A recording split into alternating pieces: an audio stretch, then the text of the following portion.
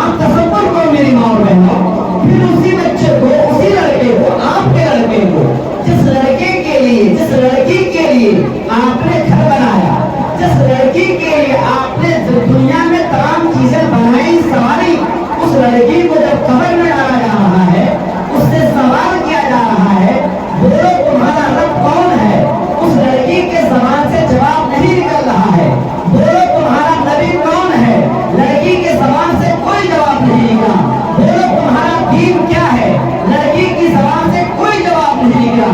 اب اللہ تعالیٰ کی طرف سے آرڈر آئے گا کہ اس لڑکی کو آگ کا کپڑا پہنا دو، اس لڑکی کے نیچے آگ کا بستر بچھا دو، اور قبر کو حکم دیا جاتا ہے قبر دباؤ، قبر دباتی ہے، ادھر کی پسلی ادھر، ادھر کی پسلی ادھر آ جاتی ہے۔ اب سوچو جب دنیا میں آپ گرمی برداشت نہیں کر سکتی ہو، دنیا میں آپ لائٹ چلی جائے اب بیتاب اور بے قرار ہو کر گھر سے باہر نکل جاتی ہو، تصور کرو آپ اگر آپ کی بیٹی، آپ کا بیٹا اگر دین کی تعلیم سے بیگانہ ہے، اس کو آگ کا لباس پہنایا جا رہا ہے، تو کیا آپ کی بیٹی برداشت کر لے گی؟ یہاں پر بچیاں بیٹھی ہوئی ہیں، کیا بچیوں آپ برداشت کر لو گے اگر آپ کو آگ کا کپڑا پہنا دیا جائے؟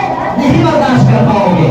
اگر ایک انسان ہے جو موٹا انسان ہے اور آپ کو دبائے زور سے، آپ کی کراہ نکلنے لگتی ہے، آپ کی آہ نکلنے لگتی ہے، آپ سوچو قبر آپ کو دبائے گی آپ کا کیا حال ہوگا؟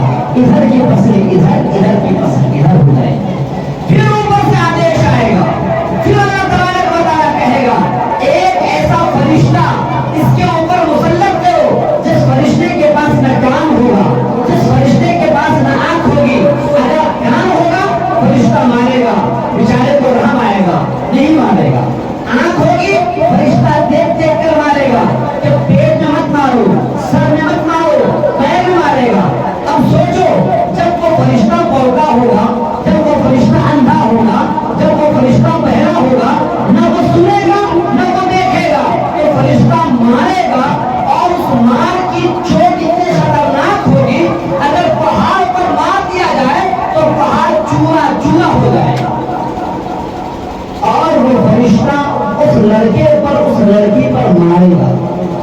اور سنیے اللہ تعالیٰ پھر کہے گا اس لڑکے پر، لڑکی پر سانپ کو مسلط کرو، 99 سانپ جس کو تنین کہا جاتا ہے، ایک ایک سانپ ایسا ہوتا ہے اگر وہ سانپ اس دھرتی پر پھونک مار دے قیامت تک گھاس نہ نکلے، ایک سانپ نہیں 99 سانپ اس لڑکے پر، لڑکی پر مسلط کر دیا جائے گا جو لڑکا یا لڑکی دین کی تعلیم سے دور ہے۔ یہ تو دنیا کی بات ہے، اب لو آخرت کی بات۔ آخرت میں لڑکے کو لگے گی پیاس، لڑکی کو لگے گی بھوک، کہے گا اے اللہ مجھے لگ گئی بھوک، اللہ کہے گا پھل کھا لو، پھل ملے گا، پھل میں رہے گا کانٹا، اور بھوک اتنی تیز کی ہوگی وہ لڑکا لڑکی بھوک کی وجہ سے پھل کو کھائے گا، اور پھل کو کھائے گی، اور پھل جو ہی وہ نکلے گا گلے میں آ کر پھل اٹک جائے گا۔ جس طرح سے بڑی مچھلی کا کانٹا آپ کے گلے میں اٹک جائے، آپ کیا کرتی ہو؟ خشک چاول لیتی ہو اور منہ میں ڈالتی ہو، اور مختلف طریقے سے آپ کانٹے کو اتارنے کی کوشش کرتی ہو، لیکن وہ پھل جس میں کانٹا لگا ہوا ہے اگر آپ کے گلے میں اٹک جائے اور اترے گا نہیں نیچے، اللہ تعالیٰ سے کہیں گے اے اللہ مجھے پانی دے دو تاکہ یہ پھل اور کانٹا اتر جائے۔ اللہ تعالیٰ کہے گا فرشتے ادھر آ جاؤ، وہ دیکھو اس ہاؤس میں اور جہنمیوں کا پیپ نکل نکل کر جمع ہو گیا ہے۔ پیپ دنیا میں اگر میرے بدن میں پھنسی نکل جائے، میری پھنسی کو پھوڑا جائے، اس پھنسی سے خون نکلے گا اور پیپ نکلے گا، آپ پیالہ لائیے، پیالہ میں میرے پیپ کو ڈالیے اور پی جائیے، کیا تیار ہو جائیں گے؟ کوئی ہے جو اپنے بچے کا مردہ پیپ مرا ہوا خون نکلے اور پیے؟ کوئی ہے تیار؟ نہیں۔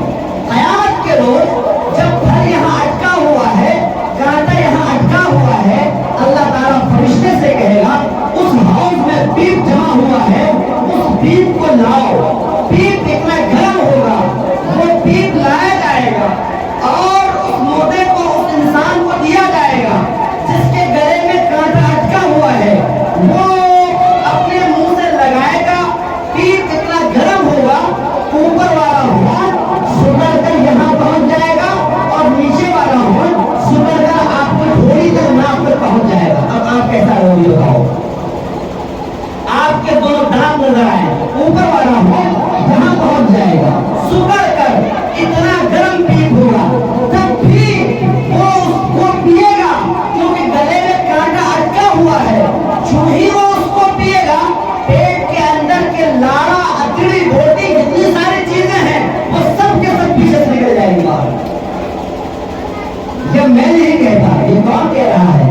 وہ اللہ کہہ رہا ہے جس اللہ نے آپ کو موقع دیا کہ دنیا میں 40 سال کی 50 سال کی 60 سال کی زندگی کو ایک اللہ کے کہنے اور ایک اللہ کے فرمان کے مطابق گزار لو.